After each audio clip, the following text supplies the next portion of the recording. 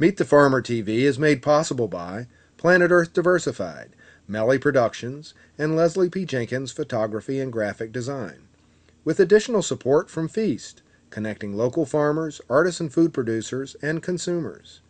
Culpeper's Channel 21, helping to preserve the agricultural history of Virginia, and Flavor Magazine, serving the Piedmont's local food and wine culture.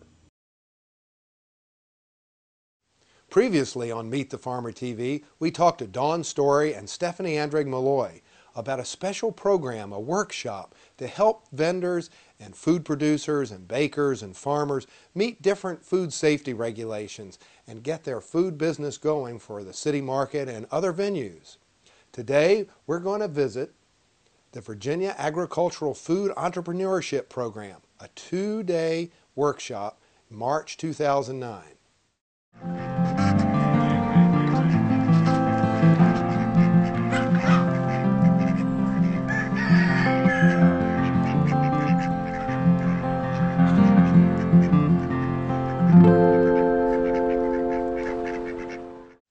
Hello, welcome to another episode of Meet the Farmer TV. Today we're at a special conference designed to help local growers learn how to meet regulations, get inspected, and market their products for safe food, local food, and support their local community. I want to welcome everyone here to the first day of the Virginia Agriculture and Food Entrepreneurship Program. My name is Matt Benson, and I'm from Virginia Cooperative Extension.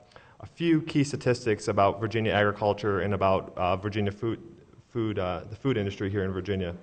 According to a study commissioned by the Virginia Department of Agriculture and Consumer Services that was produced by Weldon Cooper Center, the total economic impact of agriculture and forestry in Virginia is $79 billion, $55 billion for agriculture alone. Total employment for agriculture and forestry is 501,000 jobs in the state of Virginia, which represents 10.3% of employment here in Virginia. Agriculture and forestry being Virginia's #1 industry.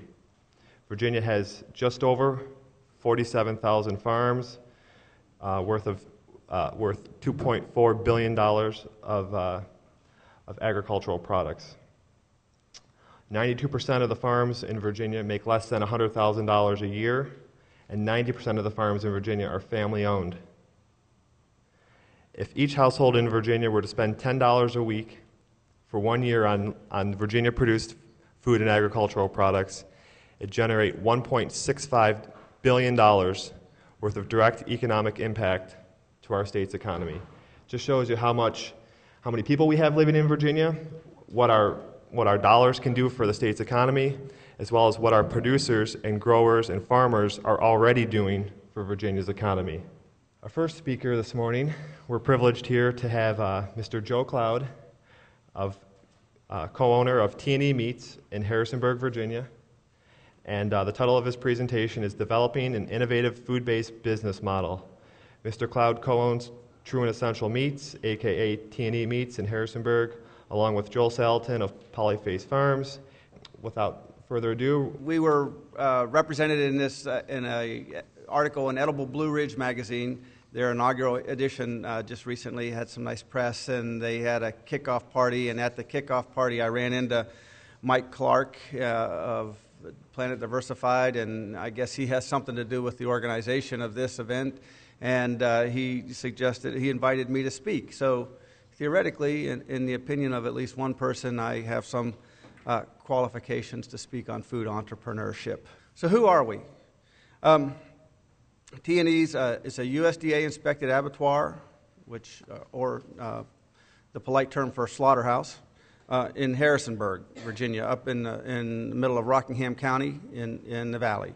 It's been in business since 1940. That's when this building was built. It's also the principal place of inspected slaughter for Joel Salatin's Polyface Farm, as well as many other farmers.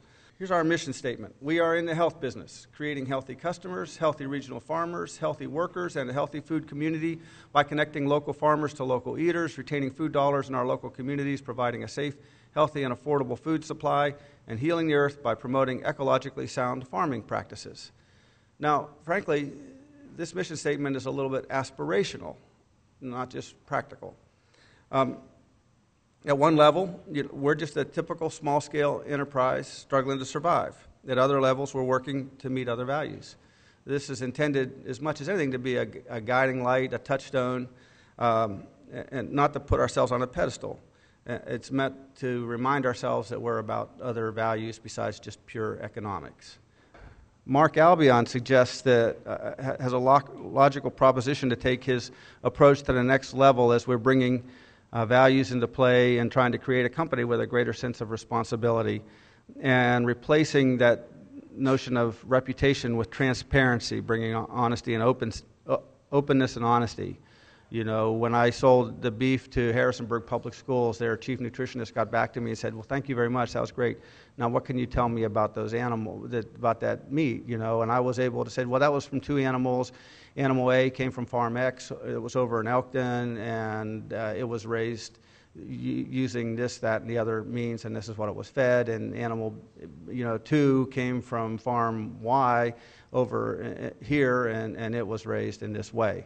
And she was like blown away. It's like, wow, that's amazing. The notion of productivity, replacing that with the idea of sustainability, understanding future demands of energy use, for example, in a plant like ours, which uses a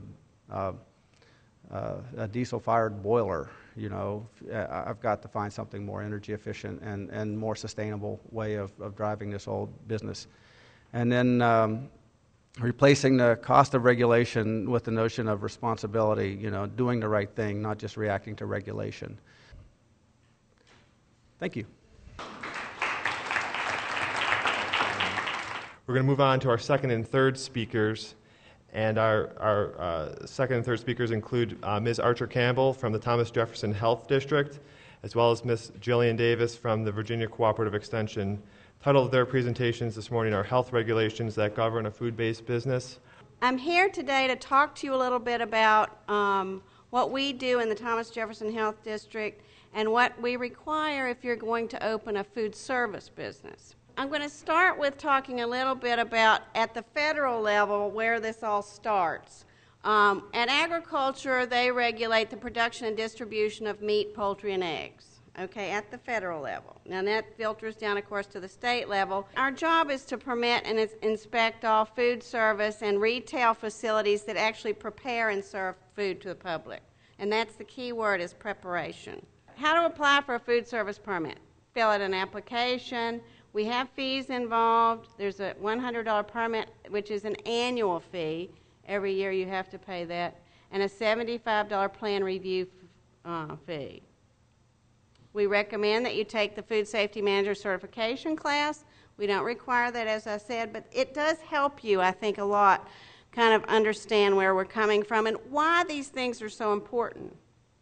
Plan review, you are required to submit certain things that relate to your operation in terms of a layout of the facility, the kinds of equipment that you're going to have. It all revolves around the menu.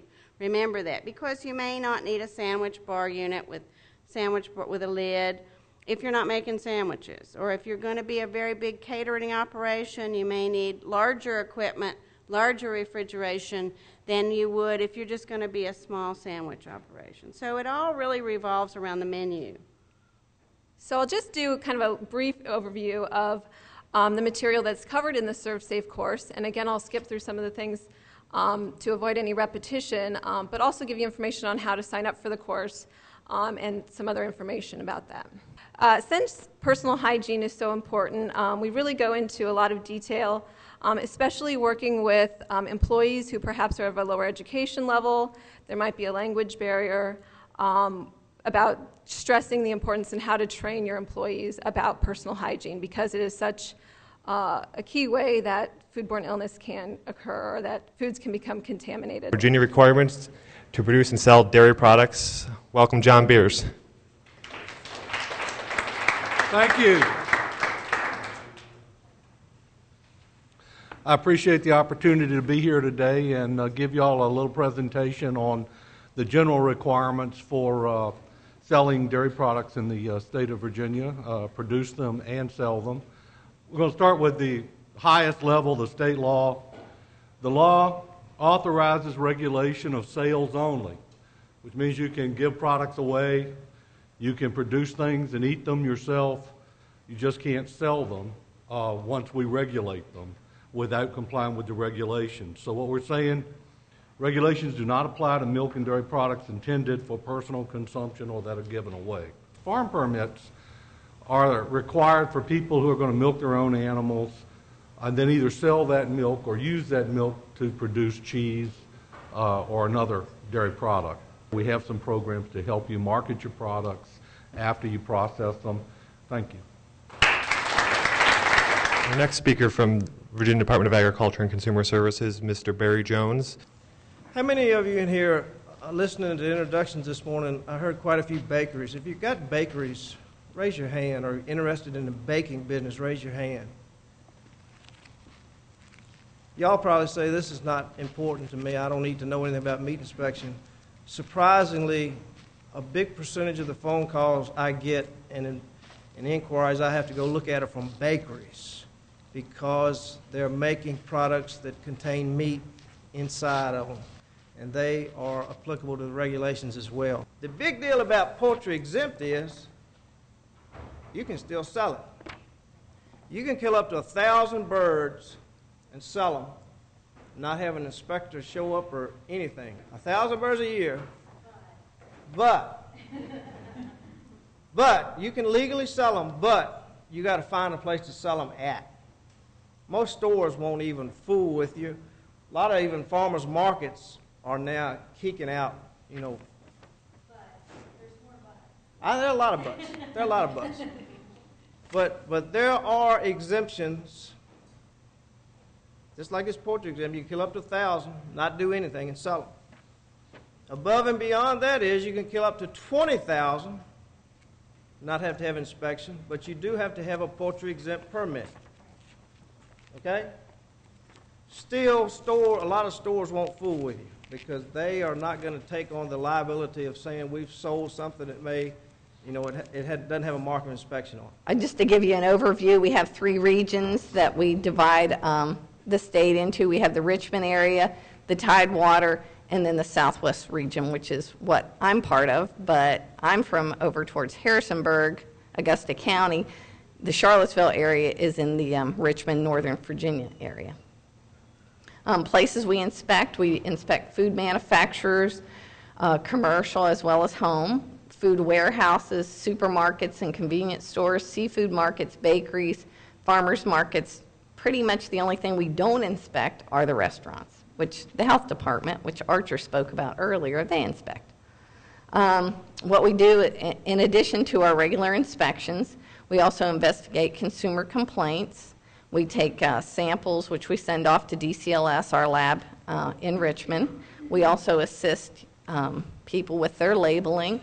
We also are called out to disasters that involve food, whether that's a truck accident or a fire at a grocery store, floods at down in Franklin County at the peanut industry down there was impacted during the floods down there. We also check into dietary supplements and the claims that they're making with those products, and also food security, which is now a huge issue since we've gotten into all the terrorism and that type of situation.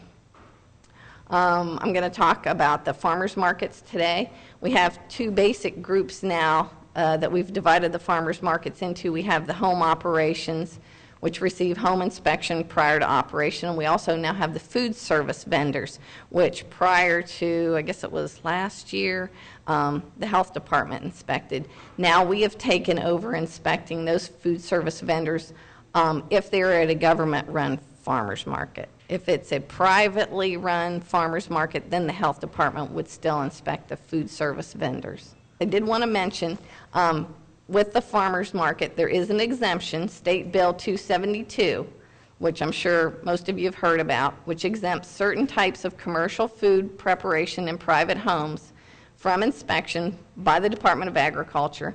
The exception applies to candies, jams, and jellies not considered to be low acid or acidified low acid food products. And Joelle will be here later. Joelle Eifert from Virginia Tech, to talk to you about what is an acidified food, what is considered an acidified food. Or baked goods that require time and temperature control after preparation. Those would be like your maybe eclairs or focaccia, something that's a little bit of a step up from just your regular cookies and breads, something that might require refrigeration. And it also includes cream pies, etc. If such products, they have to be, there are two things that you need to remember. They're sold to an individual for his own consumption, and they're not for resale. So at the farmer's market, you would be selling directly to the consumer. So, that would meet that requirement. And it's also must be labeled with the following words: not for resale, processed and prepared without state inspection. That's the only wording that will apply. You can't modify that. You need to have that specific wording on your product. And you also still need to have the requirements as far as labeling. You need to have the name of your product. Say it's chocolate chip cookies. The ingredient statement, what's in those cookies. That's primarily for people that might have food allergies. You want them to be aware of what's actually in the cookies. And also your name and address and a net weight statement in case they'd want to contact you. And if you have any questions, there's our office, 804-786-3520. To start off this afternoon's session, we're going to get some good information from Ms. Joelle Eifert, who is of Virginia Tech and is a laboratory extension specialist there at Virginia Tech. So, Ms. Joelle Eifert, everyone. All right, Matt, how are you? Oh, that's it. My name is Joelle Eifert, and again, I work at Virginia Tech. I'm the director of the Food Processor Technical Assistance Program. Email is usually the easier way to get to me, and some of you probably already know that. Today, what I'd like to talk about, my title is Food Entrepreneurship and Testing Opportunities for Value-Added Producers in Virginia. What I'd like to talk about is really the step-by-step process I see a lot of folks go through, and the resources that are there for you along the way as you go through these processes. Product development success. These are the things that I've noticed that if you have these things answered, you're going to have a modicum of success. The first one is one of the most important things. You have to develop a product that fits your mission, something that you're going to be comfortable with, because you're going to be the marketing manager of your product, and if you are not comfortable with your product, it's not going to get sold. I've noticed amongst especially food groups, if you have a special interest, a special story to talk about your food product, you're going to get your product sold more likely than anybody who doesn't have that story. People want to connect with you when you have a specialty food. They don't want to connect necessarily with just the food. They want to connect with the person who's making the food. You have to have some focus when you come for help to people. Because they're going to need, some people tell me, I want to make cheese. Tell me everything there is about it. I could write you a novel. So you have to have some focus such that we can be more focused and more personal in the help. And vice versa for anybody, even regulatory or business folks. You need to have some sort of focus. Again, performing a market analysis, you don't have to be fancy about this, but look at the size of your market. See how the growth rate of your market is going. What is it that might be a barrier to your entry? Do you want to be in a store? And talk to the store manager and figure out what they are going to require of you before you get involved in your product. Look to see who your competitors are. I see a lot of salsas. Now, not to say that there are some salsas that are incredible and very different, but I definitely see a lot of mainstream salsas also. So if you have a mainstream type of product, you need to understand that you might have a lot of competition out there. And that leads me to my last point. Avoid the Me Too concept. You're going to go out there and you're going to find these products. You don't necessarily want to be another one of those salsas. You want to have something different to it. You want to understand your demographic of your consumer, obviously. And this is going to be for food safety as well as regulation, as well as marketing. Also, you want to provide a specific benefit to the customer. And it very well could be something like you're giving them some homemade product that they can bring home, call their own and serve it to their guests or serve it to their family. A lot of specialty foods are exactly that. It's something personal. And you also want to fulfill customer expectations. So you're going to want to know what your customers' expectations are. And we're going to talk about that later, how you can figure that out. SCORE. Now, you guys have SCORE in this area. These folks are retired business folks. Some of them were in Fortune 500 companies, no business inside now.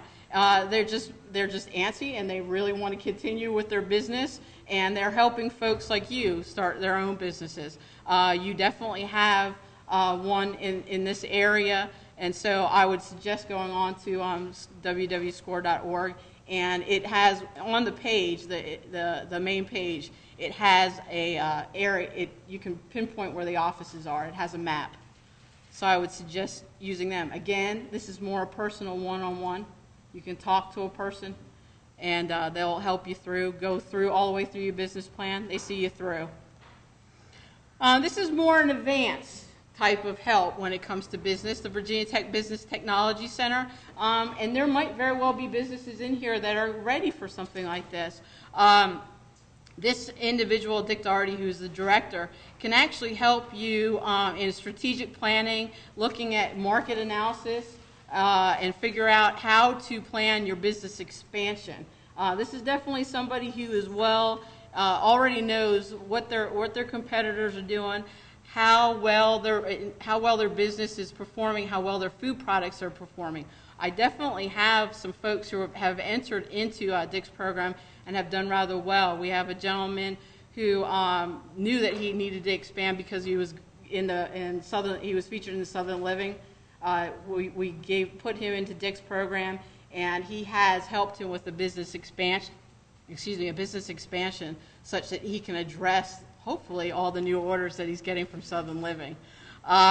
Dick does charge at times when it is more a one-on-one where he's doing a market analysis of your business. However, he also has a place where he allows his graduate students to work with no fee on your project, and you come up with and they give you a dossier at the end, and that is free. So if there's anybody who's interested in something like that, again, call me such that I can refer you to Dick, because he can certainly put you in there as one of the candidates for that. We're going to move right on to our last two speakers. We're moving into a discussion about GAPS certification. GAPS is a growing program that's voluntary at this point, and it has been a lot of information discussed about GAPS lately, particularly because of institutional procurement, I believe, and just some of it, as Tom will help me out. But GAPS, for those who don't know it, stands for Good Agricultural Practices. Please welcome Dr. Rob Williams.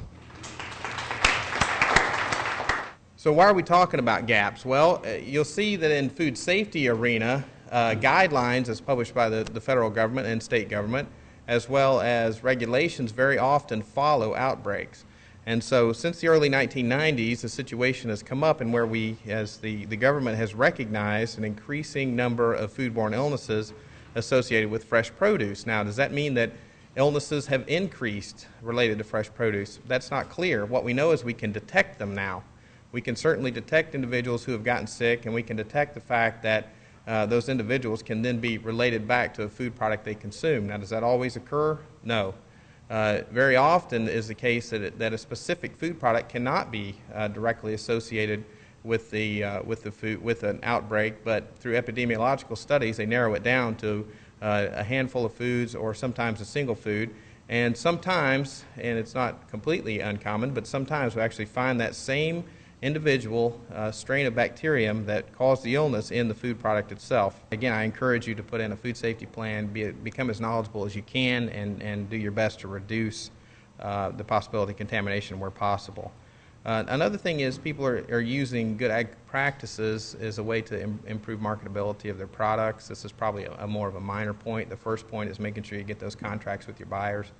Secondary point would be to increase your marketing by demonstrating to your customers that you're making a good effort in order to ensure that your products that you're producing are safe. Okay, I probably went way over on Tom's time, but I'll I'll turn that over to him. Our last speaker today is going to speak about gaps from the Virginia Department of Agriculture perspective, and it's Mr. Tom Smith. What I'd like to talk to you about today is the actual certification program.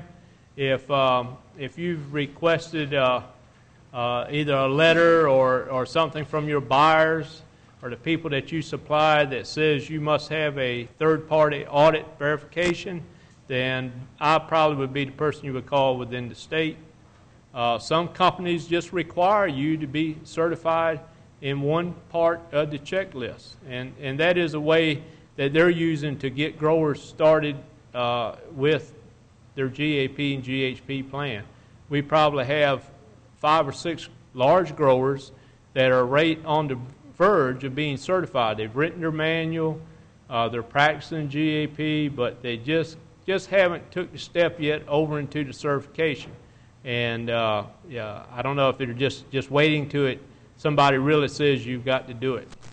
And of course, cost is another factor that you want to look at. There's a national movement again to try to standardize the audit model. As I said, we have one checklist. Promise has another checklist. AIB has another checklist, and they're all different. We're trying, the industry, PMA, United Fresh is trying to develop one checklist, so it doesn't matter who does it, it'll be the same checklist. So then it would be accepted by basically everybody in the produce industry. Here's the website if you would like to download the USDA checklist. If you would like to request an audit, this is my phone number in Richmond. You can give me a call and we could talk about scheduling an audit. Thank you. Thank you very much.